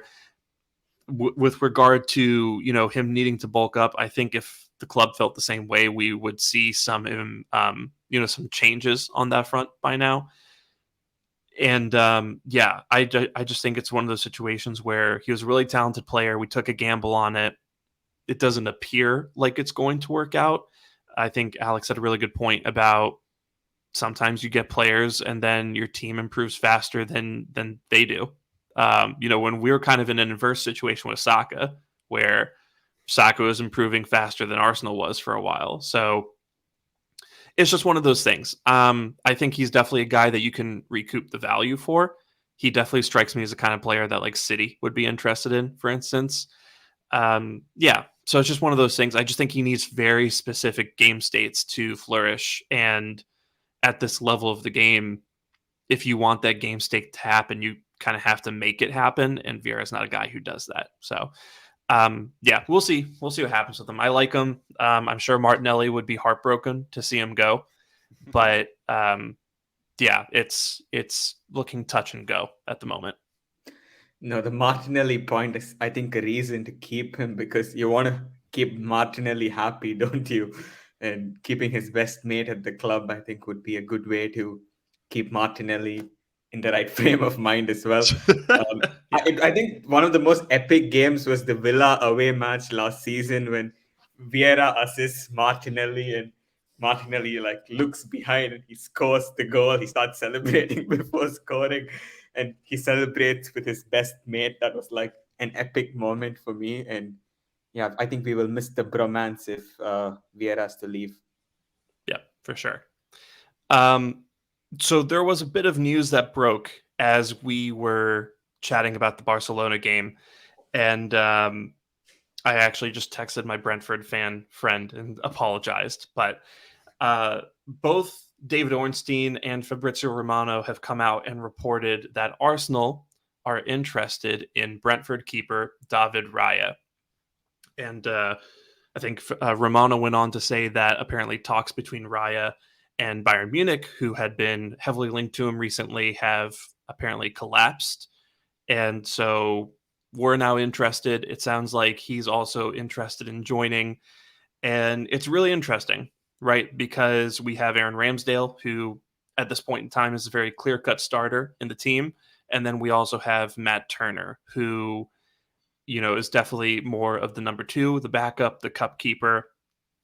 I think they are very, how do I put this? They're really interesting profiles to line up side by side, because obviously Ramsdale's more of that modern keeper, right? He's really good on the ball. Good distributor, really necessary to how we play out from the back. Whereas Turner, I think he's decent on the ball, definitely a step down from Ramsdale. I would argue that Turner might be at least an equal shot stopper to Aaron Ramsdale, if not a little bit better. Definitely has some use in penalty shootouts, as we've seen recently in the Gold Cup. And I'm really curious as to what the idea is here. Although I guess I should add, kind of almost in tandem with the Raya news coming out, apparently Nottingham Forest are interested in Matt Turner. So Alex, I'll pitch this question to you first. What do you think are the implications of this link to Raya? Do you think it's to bring him on as, quote unquote, the number one? Do you think it's kind of just to instill competition with Ramsdale? And I mean, what do you think it means for the future of both current Arsenal goalkeepers? Yeah, it's not a link I expected. Let's be clear. I think there's two things here. I think, firstly, what was the word that Arteta used at the beginning of the season or the beginning of the transfer window? It was ruthless.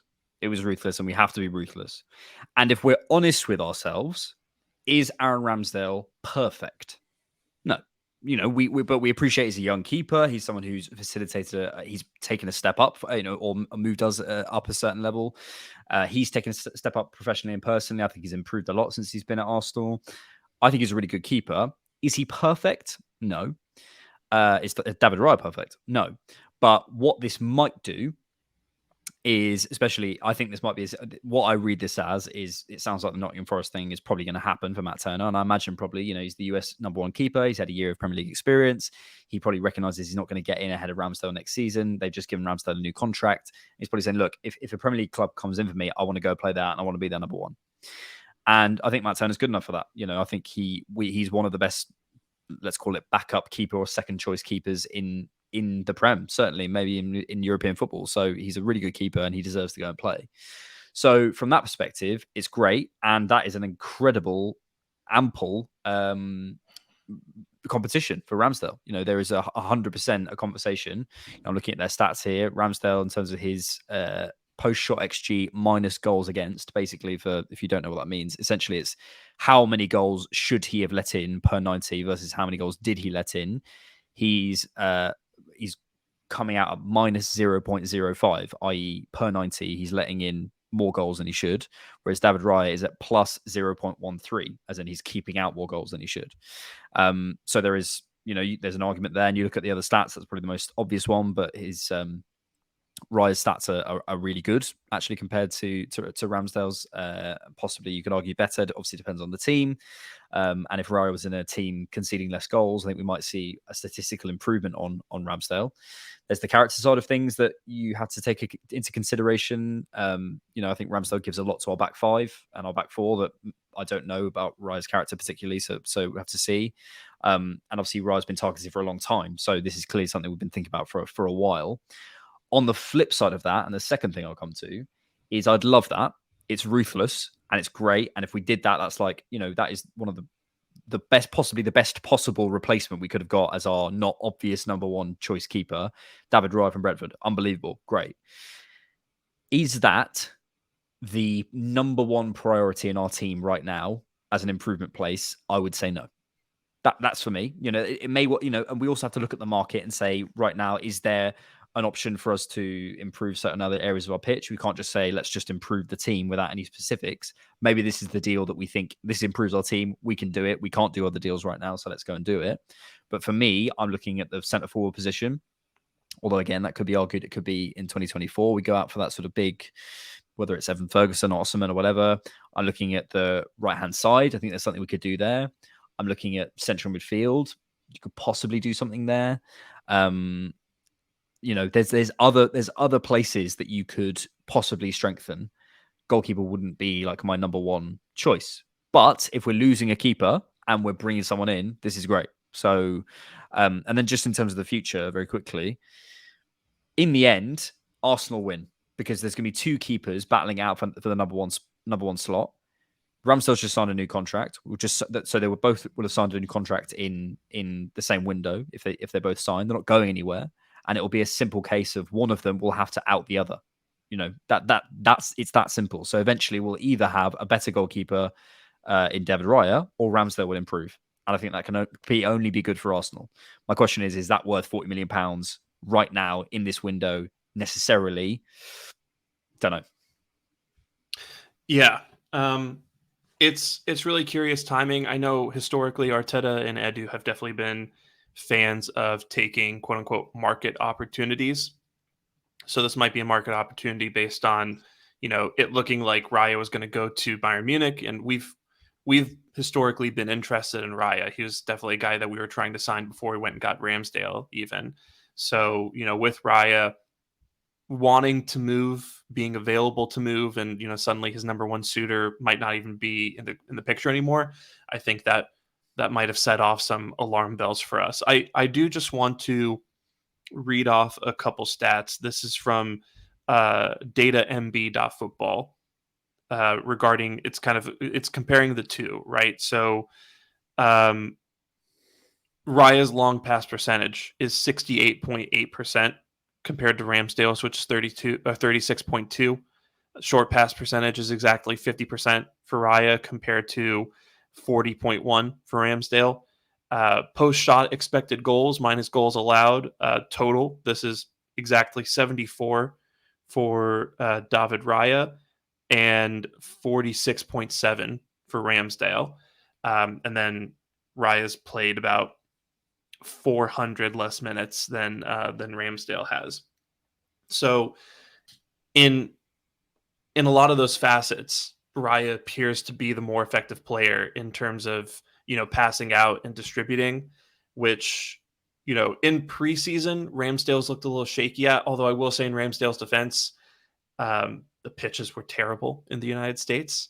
But also, I think a lot of Ramsdale's game is not necessarily about, perfectly landing the ball on a player's feet, and more importantly, about just getting the ball into areas from which we can, press and try to get the second ball and win the ball higher up the pitch and just overall make the opponent more comfortable. It's about putting the ball into dangerous zones for the opposing team.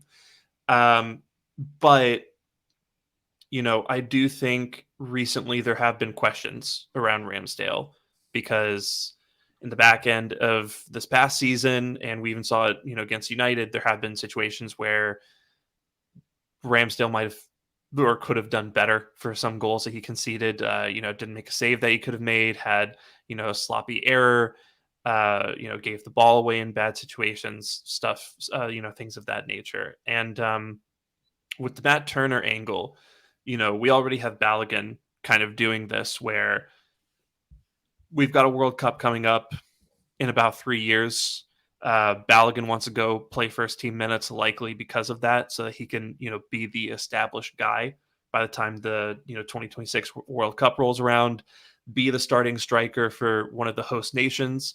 And I'm sure a similar thought is on Turner's mind as well, where he has begun to establish himself as the number one, but the United States has a pretty good track record of putting out, good goalkeepers. So Turner's definitely, I think, wary of that. Definitely, kind of itching to play. And I'm sure this is something that he made clear to Arsenal long ago when he signed, which is, I want to come join. I would, I would love to be at Arsenal and be a part of this team. But if anyone ever comes asking for me to be their number one, I want to go because I want to get those minutes and kind of make a better case for myself to be the starter for the United States and, the biggest competition in the world. So, yeah, I agree with that assessment, Alex, in which either way, Arsenal are going to come out winners here.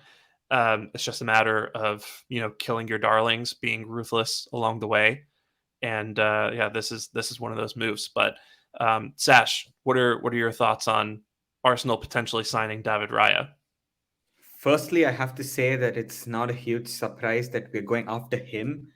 For me, it is a pleasant surprise that we're actually trying to bring in a keeper of like a similar profile to Ramsey. Like they're not the same, but they're both good on the ball, really good on the ball. And I'm really happy that we're doing that because I remember after Matt Turner's first game in the Europa League, I said that he cannot be like the long-term second choice keeper, and that I think the role of the modern keeper today is so evolved that it's really important for, I think, a top side to have two keepers who are good on the ball, and especially for a team like Arsenal that has a young goalkeeper in Aaron Ramsdale. And look, young goalkeepers, they will make mistakes. And one thing I'm not a huge fan of, like Aaron Ramsdale, like one of his um I guess one of his bad habits, if I might put it that way, is that he either is like at 9 out of 10 or he's cost the team. Like there are games like Anfield where he's pulled off saves by like, oh my God, how the hell did he pull that off and keep us in the game? But then you have something like Southampton where after 2 minutes he just hits the ball straight to a Southampton player and it's like 1-0. And like I know a lot of people are really defensive of Ramsdale, and look, I think he's a really good goalkeeper. But let's call a spade a spade. He has made his fair share of errors, and having a player that can push him to be even better is something that I think everyone should be excited by. Now, Alex made the point about prioritization, and I get that. Like, we have maybe a couple other positions that could do with addressing before a goalkeeper. But I think goalkeeper is a position where if you already have a top keeper, you're never going to say it's an urgent need. And I think at some Mm. point you're going to have to address it. Sorry to Uh, cut you off, Sash. Just to briefly add on that point. Also, we won't know if it's a priority until the end of the window because if this is our last signing, yeah, it might well be that just this the order does not indicate priority. It may well be that we still have exactly. a priority. If we're willing to spend another 50, 60, 70 million pounds in this window, go ahead. I Exactly. don't care. But we just don't we Exactly. won't know. It's just a question.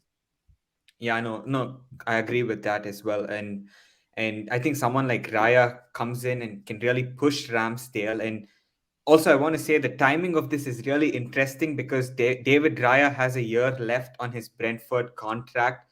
And I know Arsenal were interested in him before, like this is 2020, that during that time when we sold Martinez during that window.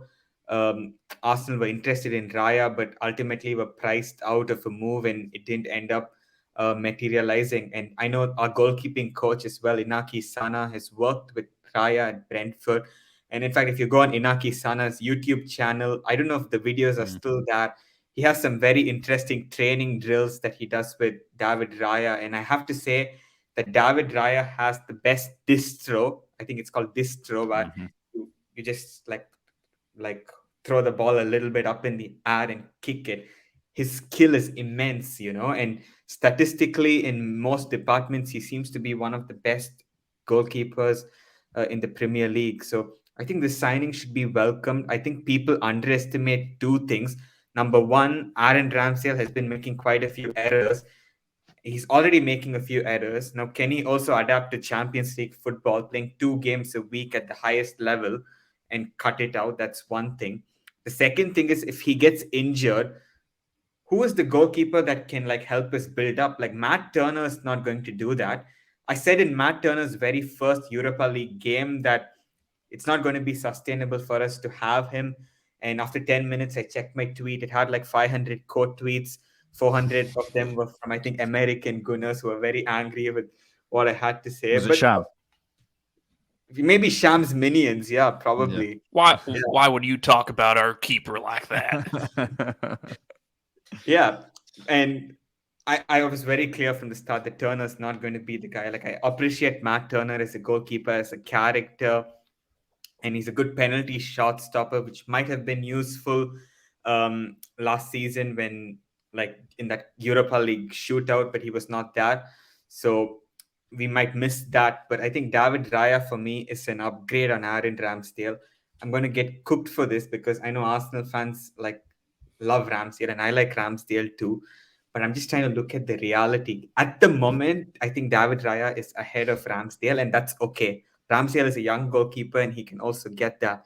But I think having two top goalkeepers, I think Arsenal might be one of the first teams in European football to do something like this. When you have two modern goalkeepers of similar profiles, really good on the ball, competing with each other. And I just think it shows to us where the game is going and how important it is to have players capable of building up from the back. Like you can sign your Timbers and you can sign Rice and players like this defense in midfield, but if your goalkeeper cannot play, the problems start there. So yeah, I would say it's great from Arsenal's point of view to try to get a player like David Raya over the line. Why would you talk about Matt Turner like that? How dare you? He was in the buddy? Revolution in New England. He was in the Kickers. Yeah. He's American made.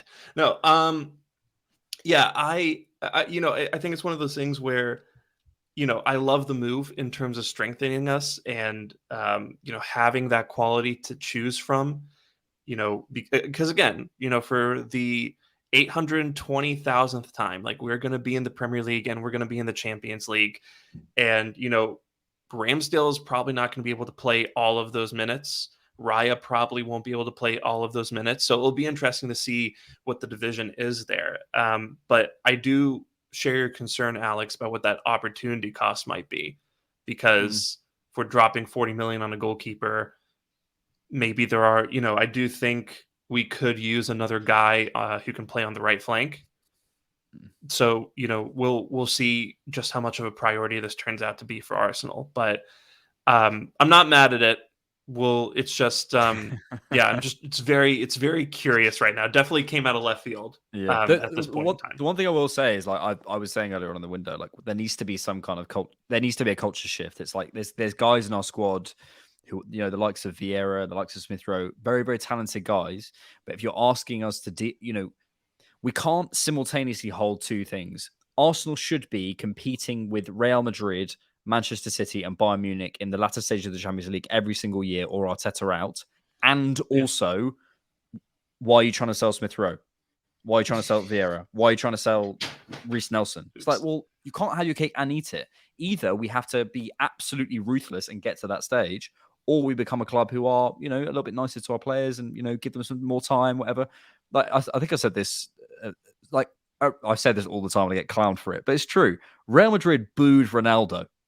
Real Madrid booed their top scorer of all time because he was. And again, I'm not suggesting that we should go and be that club. This is the fogging standards, yeah. These are the fogging standards, guys. Like we boo Bukayo Saka, boo. Yeah, exactly. I'm not suggesting we go and boo Bukayo Saka, but I am suggesting that, like, if we're trying to compete with that, we have to accept that there's going to be moments like this where we're like, God, that's hard. That's harsh on Ramsdale, but whoa. Yeah. Okay. Yeah. Yeah. We had this with Leno as well, didn't we? Like just a couple of years. Does it make Arsenal better? Yes or no? And it does. Like, let's It be did. clear. Yeah, it did. Yeah. Well, that second kind of culture that you referred to is the reason why, Arteta had to tell Cedric, I'm not even bringing you to the United States. They didn't even give the seat on the training ground. He was made to sit on the floor. Did you see that? So, yeah. When they announced Rice, which obvious visual metaphor in my life. Excellent, just excellent. Yeah. So I do really appreciate that we're finally starting to, make these decisions that are for the good of the club and don't, we're not worrying about whose feelings we're going to hurt, because that's just not the standard that we're shooting for. So.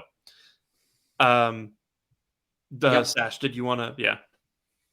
Yeah, no, like it's great we're having this debate, and I think it's been an amazing podcast so far.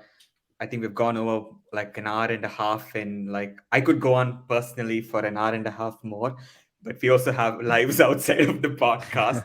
So we're going to have to wrap it up with one final thing, and this was a huge event that happened a few days back, and it was Arsene Wenger getting his statue at the Emirates, long awaited, and I mean, you totally deserve. Like, he's the guy that really built this club, didn't he? Like, Arsenal were obviously big before him, but this whole thing of the identity he created, like, I can speak for myself. Like, I was not from the UK.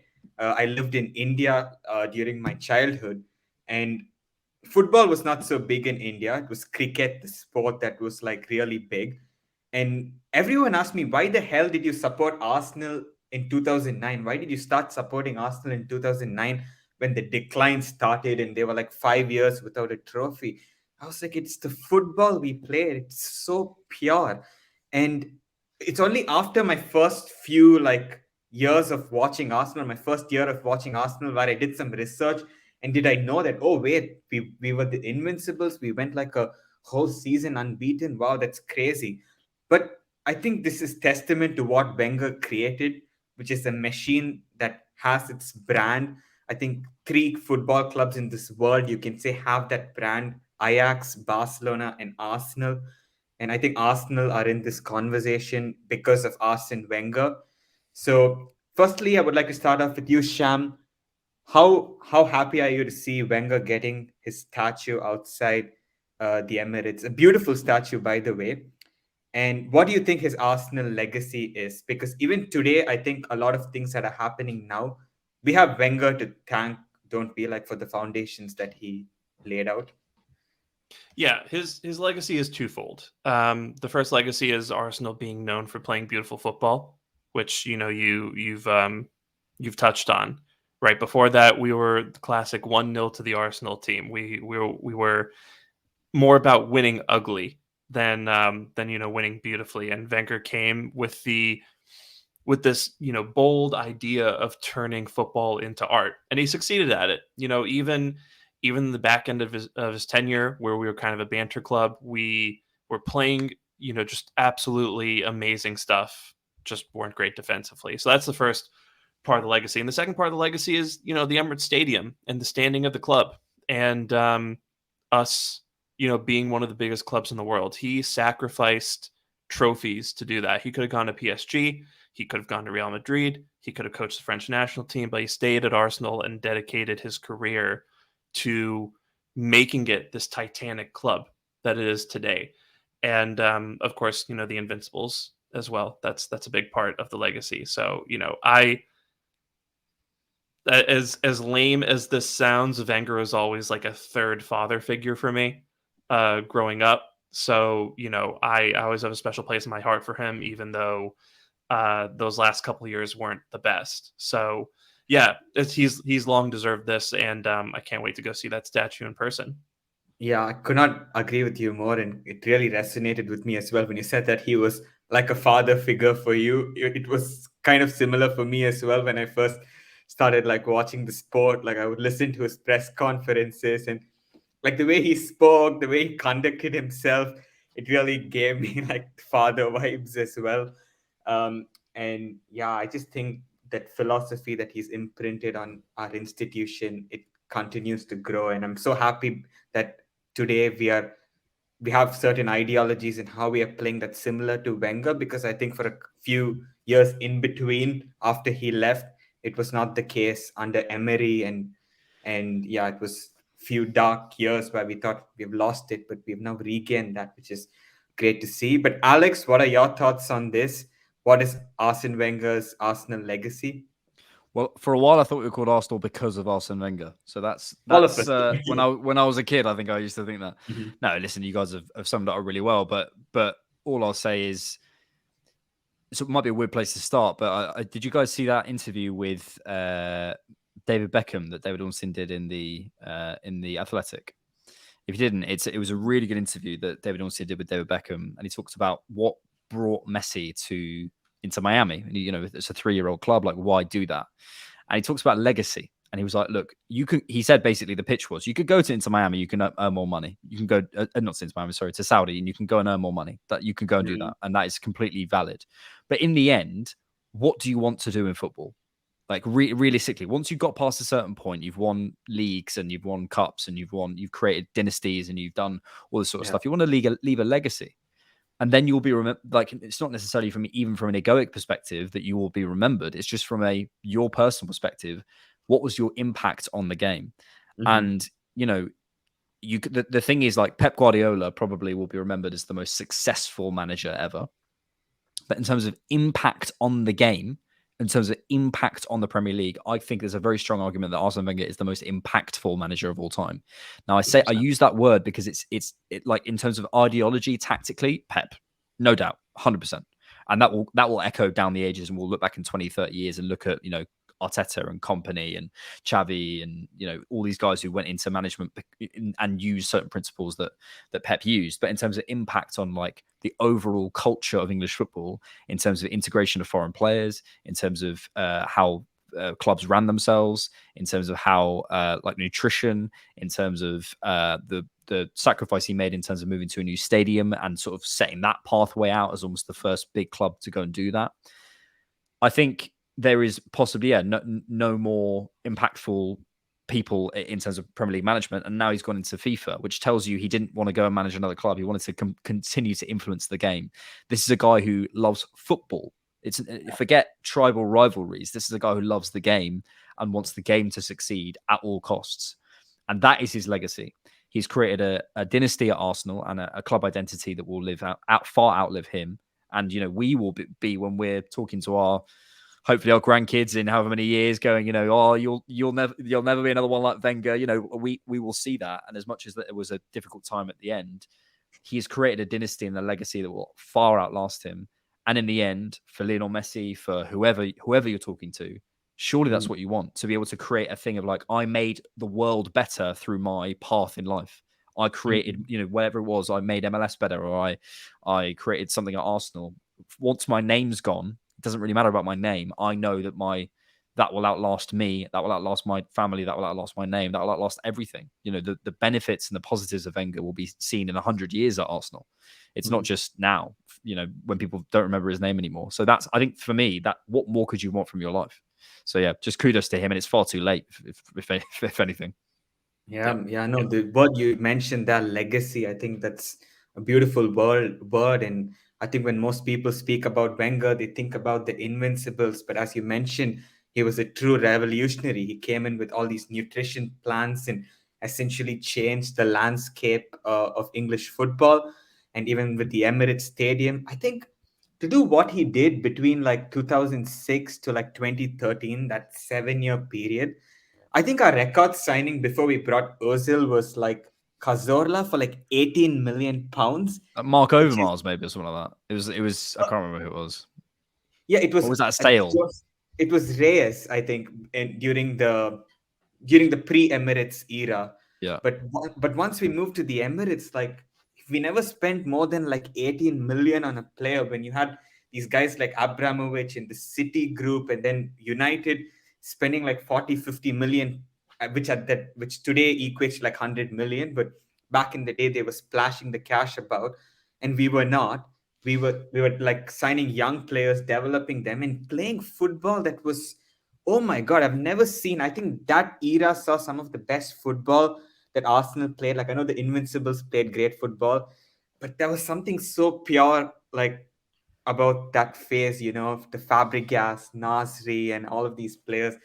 It was just such a beautiful time to be alive. No trophies, and it won't get the recognition because I think we live in a society where everyone just looks at like the end result. Oh, do you have the Champions League? Do you have this? But what Wenger did in that period to get top four, play the football that we did with limited investment is incredible. And I think it stands on its own, really unique. And you mentioned about Pep as well, maybe winning everything. But Wenger has this. It is something which belongs to him. And it's great to see the club recognizing that by giving him a statue. But on this note, I think it's a good time to like end the podcast. I would give it over to Sham to say the closing words because we have a tradition on this podcast. Whenever we have a game the next week, Sham will end the podcast saying, "See you next week after we defeat whatever team we're playing." So we have the Community Shield next Sunday. Oh my God, it's already starting. But Sham, please do the honors. Sure. Yeah. And Alex, thanks so much for being here and probably staying a little bit longer than you intended to. Pleasure. It's been a lovely chat. You can follow Alex on Twitter at AM on Football. You can also follow him at the Diff Knock. He's on the Different Knock podcast. Again, highly recommend it. You and George and Brad are excellent. By the way, tell Brad I say hi to his dentist sometime for me. Okay, And you can also catch him on the Cannon Pod as well. And just thanks so much for being on here. Pleasure. Thank you, boys. It's been a joy chatting, and we'll have to do it again soon. For sure, for sure. And thank you, listeners, for being here with us and taking this time to listen to us just blab on about the Arsenal and football. It's been great fun. And you can follow me on Twitter at Shamsdale. You can follow Sash at LT Arsenal. You can follow the pod at This Week Arsenal. We're also on TikTok and Instagram now. And yeah, just thanks for being here with us. And we'll be back hopefully after wins against Monaco in the Emirates Cup, and more importantly, against Manchester City in the English Super Cup. I think that's a much more exciting name than Community Shield. And yeah, we'll be. Sash, were you going to say something? Just want to say something. If we win it, it's the English Super Cup. But if we lose it, it's just a preseason friendly. Okay. 100%. 100%. That is the rule. And yeah, so we'll be back here with you after wins in both those games. But until then, stay humble, stay safe, and I forgot the last part of this line. God damn it! It was a lot. See you soon.